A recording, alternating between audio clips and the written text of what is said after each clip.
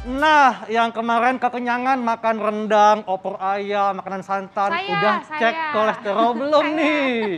Hati-hati loh. Kalau tinggi kolesterolnya itu bisa berdampak ke seluruh tubuh kita, terutama ke pembuluh darah nih, tuh Arlin. Iya, betul sekali nih. Ayo di sini siapa? Aku. Kalau aku sih iya ya. Kalap ya kan dalam 2 hari lebaran saja gitu ya. Nah, makanya hari ini kita akan membahasnya nih bersama dengan Profesor Dr. Ari Fahrial Syam, spesialis penyakit dalam, konsultan. Waduh, banyak banget ya gelarnya ya. Pokoknya ini beliau ini adalah orang yang paling tepat nih untuk kita tanyakan pada pagi hari ini.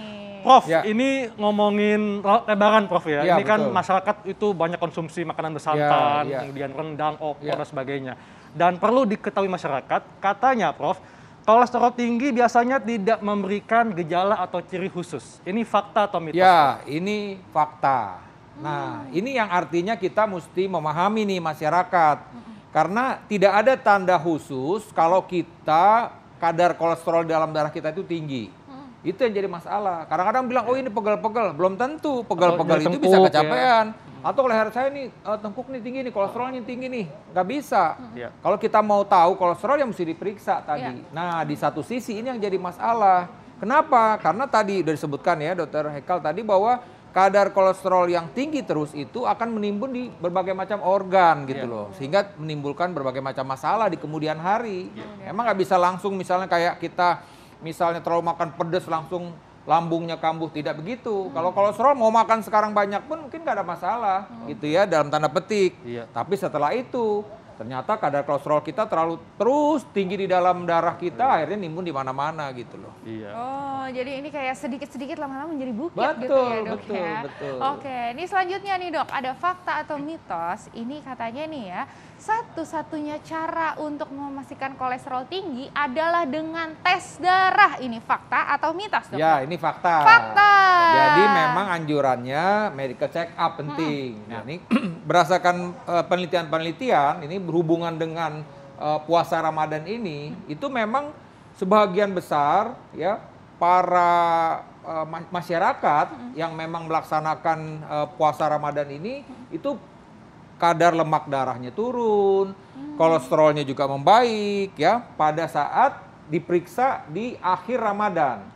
Cuman beberapa riset pun juga melihat ya 1 bulan setelah itu bagaimana, ternyata kembali lagi seperti sebelum puasa Ramadan, bahkan bisa lebih parah lagi. Nah, ini yang artinya mestinya kita setelah kita puasa Ramadan ini kan exercise nih buat kita nih, latihan. Nah, mestinya ke depan kita mesti ingat tadi itu bahwa kita sudah berhasil nih mengontrol berat badan kita, mengontrol kadar lemak darah kita. Tolong ini dipertahankan. Nah, 1 bulan penuh loh bisa loh ya dok ya. Betul. Mestinya ya arti tadi kan kita terbukti semua gitu ya. Nah, kembali lagi ke pertanyaan yang tadi. Kalau kira-kira ini worry nih, aduh kolesterol saya bagaimana sih? Udah periksa aja deh.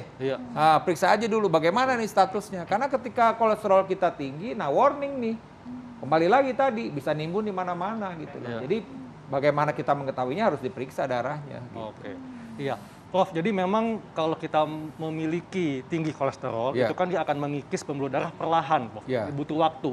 Nah, kemudian ada yang mengatakan, fakta atau mitos, bahwa kolesterol tinggi itu bisa menyebabkan peristiwa emergensi, seperti serangan jantung. Ini fakta atau mitos? Nah, ini mitos.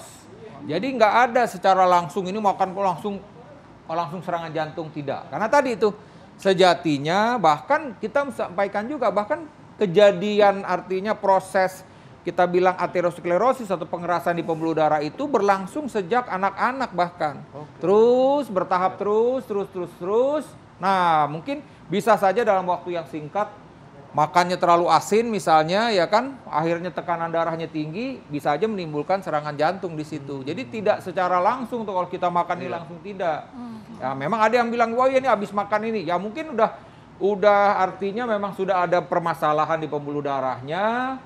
Tiba-tiba tadi yang saya bilang terjadi mungkin jantung terlalu cepat bekerja, akhirnya tumpukan dari lemak di dalam darah kita itu, karena kebetulan juga sudah terjadi aterosklerosis, pengerasan di pembuluh darah itu lepas. Nah, ke pembuluh darah di jantung koroner. Akhirnya apa ya? Tadi terjadi serangan jantung gitu. Dan barulah muncul gejala, Prof, seperti itu. Iya, ya. jadi makanya kadang-kadang bilang, wah ini serangan jantung tiba-tiba. Itu sebenarnya udah proses yang panjang. Iya. Kenapa? Karena kita tidak pernah check up. Nah kadang-kadang pasien-pasien juga ya udah diperiksa nih, udah ketahuan kolesterolnya tinggi juga malas minum obat misalnya. Udah gitu lupa bagaimana dia harusnya juga menjaga agar kadar kolesterolnya itu mestinya juga tetap dalam keadaan normal gitu. Iya. Jadi saya selalu mengingatkan, kolesterolnya itu kalau udah ketahuan tinggi, diobatin dipastikan lagi labnya mesti normal dulu gitu. Oh, jadi benar-benar recheck lagi, Iya, kadang-kadang pasien tadi saya bilang udah enakan badannya, udah enak nih, karena dia cuma berdasarkan enaknya saja itu tadi, padahal belum dicek ada kolesterol normal apa belum. Nah, gitu ini ngomongin gejala juga nih dok, sesuai dengan fakta mitos selanjutnya. Ini katanya salah satu gejala kolesterol tinggi itu bisa muncul seperti bercak kuning di kulit. Ini fakta atau mitos dokter? Tapi jangan jauh dulu dokter, sesaat lagi kita akan kembali tetap di Hidup Sehat.